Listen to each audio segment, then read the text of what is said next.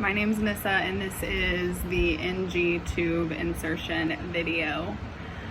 So first I would identify my patient with two identifiers, provide privacy, review the patient history for any nosebleeds, aspirations, polyps. Then I would place my supplies on the table, perform hand hygiene. I'm going to inform my patient why they're receiving the NG tube, answer any questions that they have. I'm going to assess for pain, nausea, and vomiting. I will place them in high Fowler's position. I'm going to perform hand hygiene again. I'll have my 2 strips of tape to secure the tube once it's in. I'm going to put on clean gloves. I'm going to assess the nasal passages for any obstruction, a septal deficit, or any polyps. Then I'll make sure that my patient hasn't had any recent nosebleeds, nasal trauma, or surgery.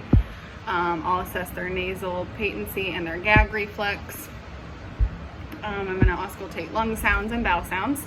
Then I'm going to measure the tube,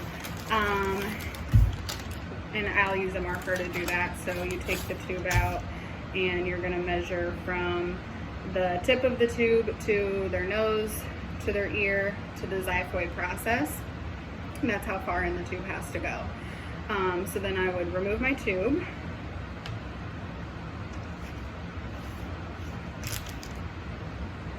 And this would have a syringe attached to it as well to aspirate the gastric contents.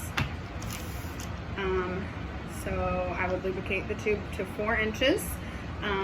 This is going to be my nasal passage.